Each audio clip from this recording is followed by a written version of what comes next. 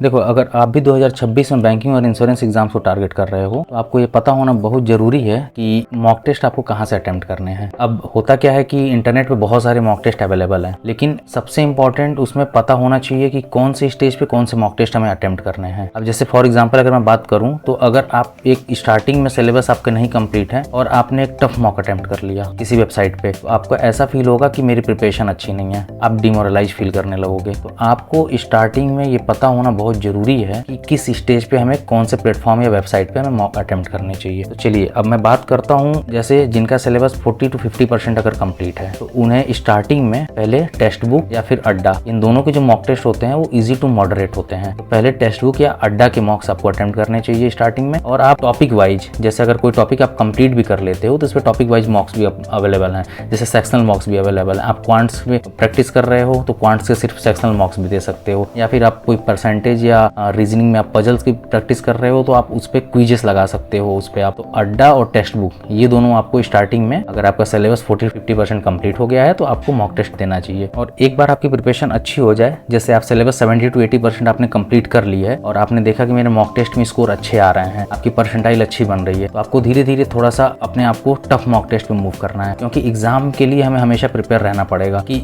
Easy अगर आ जाता है तब तो सब लोग कर लेंगे, लेकिन अगर थोड़ा सा डिफिकल्ट साइड में अगर एग्जाम आता है तो आपको वहाँ प्रेशर फील नहीं करना है, आपको उसकी प्रैक्टिस पहले से करके जाना है। तो आप एक काम कर सकते हैं कि जैसा कि मैंने बताया कि अगर अड्डा टेक्स्ट बुक के मॉक्स आपके अच्छे जा रहे हैं, आप उसमें अच्छा स्कोर कर पा रहे हो, तो आपको फिर थोड़ा सा टफ जो मॉक टेस्ट है उनकी तरफ बढ़ना है। अब इसमें है ऑलिव बोर्ड, एक ऑलिव बोर्ड और प्रैक्टिस मॉक, ये दोनों को आप एक साथ में रखना चाहूंगा। जैसे मॉडरेट टू डिफिकल्ट की तरफ आप जाओगे तो आपको स्टार्टिंग में देखोगे इसमें ऑलिव बोर्ड प्रैक्टिस मॉक में आपको स्कोर थोड़ा कम आएंगे, बट आपको डिमोरलाइज नहीं होना है, आपको धीरे धीरे प्रैक्टिस वैसे ही करनी है। आपको अगर जिस टॉपिक या सब्जेक्ट में आप वीक फील कर रहे हो उसको प्रैक्टिस करो, उसको पढ़ो, फिर उसके बाद मॉक्स अटेम्प्ट करो। तो इसमें ऑलिव बोर्ड और प्रैक्टिस मॉक, इन दोनों के जो मॉक्स होते हैं वो थोड़े से टफर साइड में होते हैं, तो इससे आपकी प्रिपरेशन बहुत अच्छी होगी और आपको जो एग्जाम में आप बैठोगे तो आपको एक कॉन्फिडेंस अलग रहेगा उसमें, जब आप इससे मॉक्स अटेम्प्ट करके जाओगे। तो फिर आप कमेंट करके मुझे बताओ कि आपका सिलेबस कितना कंप्लीट हो गया है और मॉक टेस्ट में आप क्या स्कोर कर पा रहे हो।